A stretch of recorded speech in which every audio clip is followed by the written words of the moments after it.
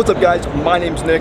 My name's Nathan. Welcome to our brand new channel, Full Throttle Car Reviews. In today's video, we're going to be comparing a few electric vehicles here at the Cleveland Auto Show. So if you're interested in that, be sure to stay tuned, drop a like, and we'll jump into the video.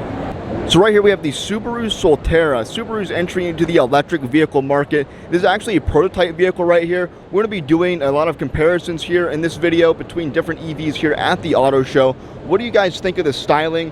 I'm going to be honest, it's not one of my favorite looking SUVs, or not even just SUVs, EVs to be specific. These kind of side fender flares here in this dark color kind of remind me a little bit of the WRX, but honestly that's one thing I did not like a whole lot about the WRX.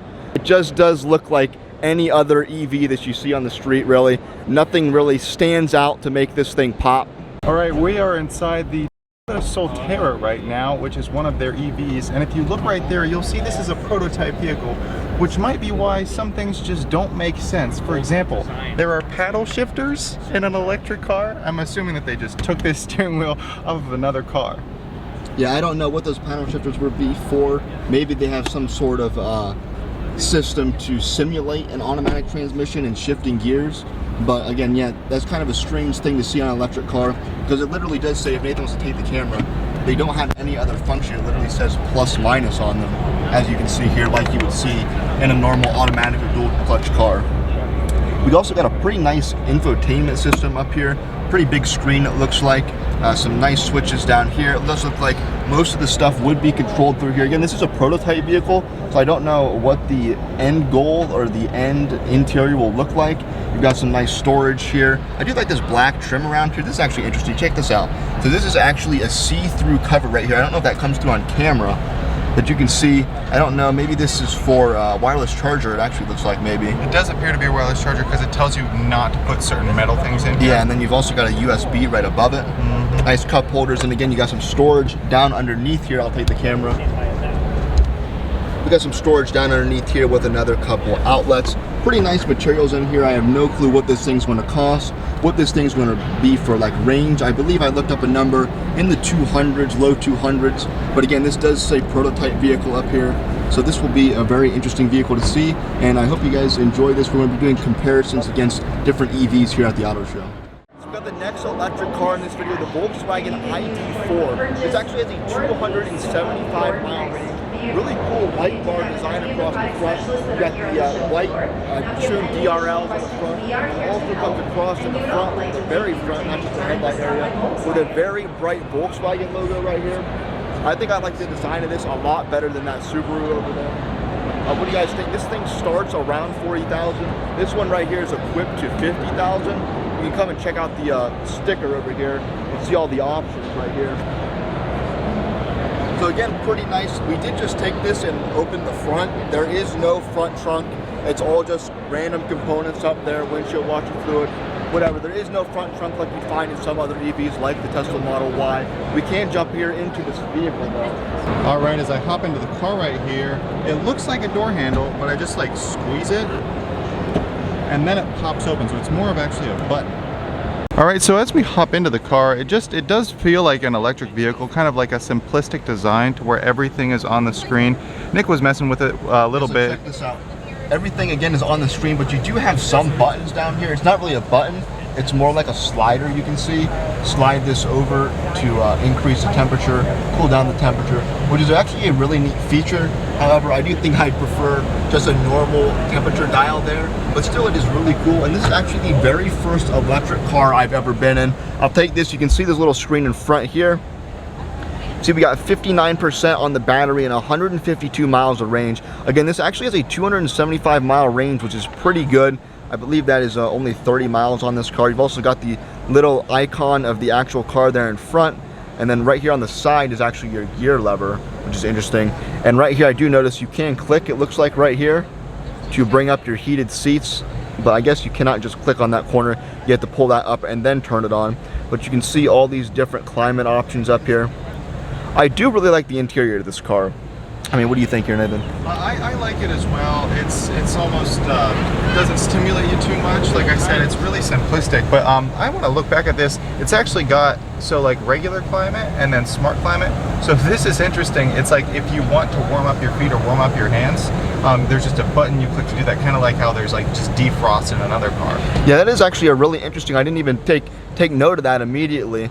So this car basically, instead of you doing it all yourself, will do it for you. You press where you want the air to go, and then it'll just do that for you, which is actually a really interesting feature that I've never actually seen. You've also got some, it looks like ambient lighting down here under the dash, which looks really cool. Plenty of storage here. I don't see a wireless, is this a wireless charger? Oh, this is a wireless charger. Charger right here, and it clamps your phone in. Look at that, it looks like there's also, this is where you put your keys. For it to read your keys if they're ever probably dead. We'll take a short look at the navigation screen and the infotainment screen. This thing actually has really intuitive touch. This feels like an iPad. It is that good. You can see charging right here. That's where we were looking at previously. Cool animation of that thing driving up here. You can see charge to 80%, that kind of thing up there. We can go back, where was I? On the, I think I clicked that button. Yeah. There we go. So you got radio, media, telephone, navigation. Let's check out vehicle here real quick. So you can see actually no data available. Okay, so the car is not on currently, so we cannot take a whole lot of look in there. But again, this thing is really nice, and this thing really does have very good responsiveness. Ambient lighting, let's check this out. Okay, so check this out. We've got several different lighting modes. Right now we're on automatic. If we change to, let's change to infinity. Let's see what happens. Oh. They have the screen locked out right now, unfortunately. We can't take a look at this, but again, very intuitive in here. Here's just a quick overview of the back seat. It looks like there's pretty good room in here. I did have this pretty far back. You've got 2 USB-C chargers down there, and a reasonable trunk space, it looks like, as well. So taking a look from the back here, you've got the same kind of tail light design as the headlight design, with the red Volkswagen logo here indicating is, again, the tail lights. Just a really cool design feature and a very kind of futuristic look that a lot of EVs have. Alright guys, so the next car on this EV tour that we're giving, the Hyundai Ioniq 5. This is actually one of my favorite EVs on the market. I've never actually been inside of one, so we'll check that out today. But I do love the styling on the outside of this. It's definitely a lot better than that Subaru we looked at earlier. I like it better than the ID4 as well. It kind of has a more hot hatch vibe. You can definitely see that from the side as well. Got some pretty cool wheel design on it. Now this one is equipped with a very high price tag for a Hyundai, almost $60,000. You can see the things up here. We'll take a look at the sticker here real quick. The different levels. It starts around 40, but this one again is equipped to almost $60,000. But you do get a 300-mile range on this thing. You also get, I believe, in the neighborhood of 300 horsepower as well. So it's relatively quick. It just depends on what, of course, what trim level you get. So check out the back. We've kind of got this like digital tail light design. It almost looks kind of like a retro modern car. One of the things I find really cool about it, you've got kind of this slope roof design back here with a little bit of a spoiler on the back. Again, kind of very hot hatch light. Again, one of my favorite styled EVs. You can check out these tail lights. You've got a running light down here. It actually looks really cool. The way this kind of just blocks out like it's an actual pixel right here. It looks really cool. The headlights actually have a kind of a similar pattern there. They do have this sort of, you know, blocky, pixely sort of a thing. It does look really cool. It's not quite the same as the taillights, still though. The door handles are actually pretty similar to a Tesla in that like they pop out and then you pull them. And hopping into this thing, there's actually quite a bit of legroom. It's kind of interesting there though, how it slants up pretty quickly. Alright guys, so inside here, this is actually a really nice interior. Now you are expecting kind of that with this $60,000 price tag on this thing, but you got nice leather materials here on the steering wheel as well. Check out the steering wheel buttons right here. So these are actually not buttons, they're just like tap, like almost like a phone would be. I think it's like haptic, maybe that's what that's called. But that's for all these buttons here. One thing I do note just now, check this out. You got actual climate control stuff down here. You don't have to go through the screen for that. A big plus in new vehicles. You've also got some dials here for the volume, another big plus, as well as your tuning dial right here. So again, a lot of the complaints people have with new cars are not having buttons for normal common stuff and having to go through the screen. This has basically every kind of button you would want to have easily accessible right down here. Really cool. I do like the interior on this. You got the 2-spoke steering wheel design. Again, it kind of looks like that retro modern theme You got nice, I love the buttons on here also, the finishes. They're almost like a aluminum type finishes. It's not real aluminum, I believe it is plastic, but it does look really nice. You can see on these buttons, on these dials right here, and even down here. We've also got black trim and this whitish gray around both of these screens. I also like this dual kind of almost connected screen design, which is not really a connected screen because you've got that white spot there in the middle. But you do have both of these here. You can see someone's opening up the trunk right now. It's actually showing on this screen, I'll take it real quick, on this screen what doors are opening in that little image right there.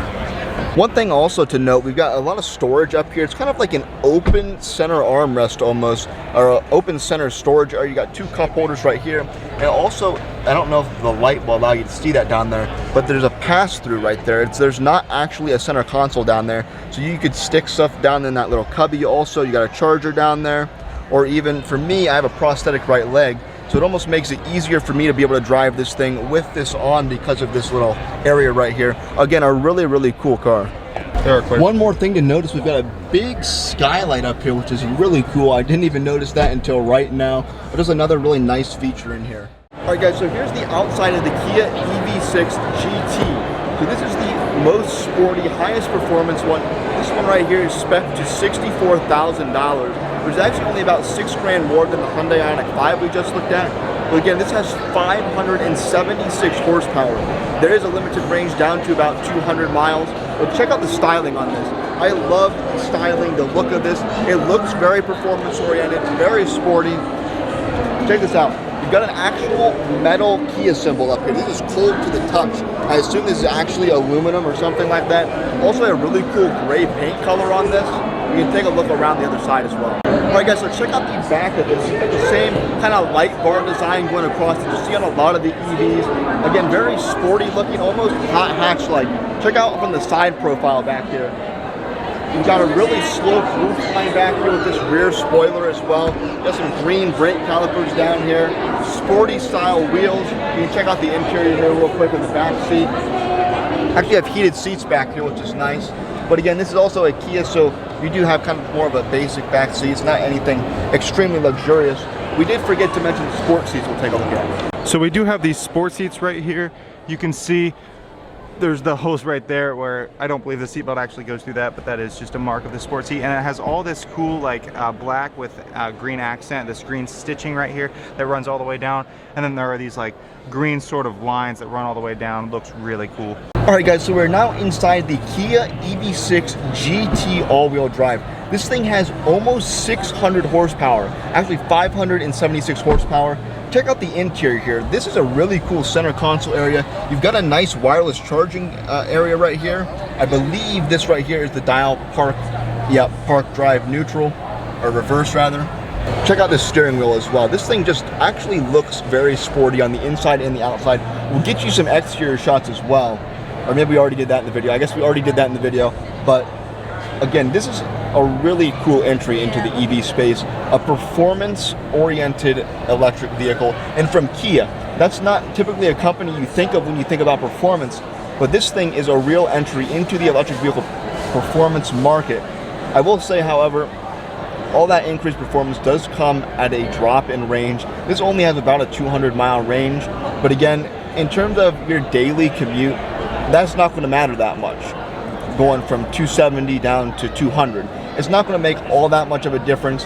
You're sacrificing some of that range for such an increase in power. I believe standard, these things only have around 300, similar to the Hyundai Ioniq 5.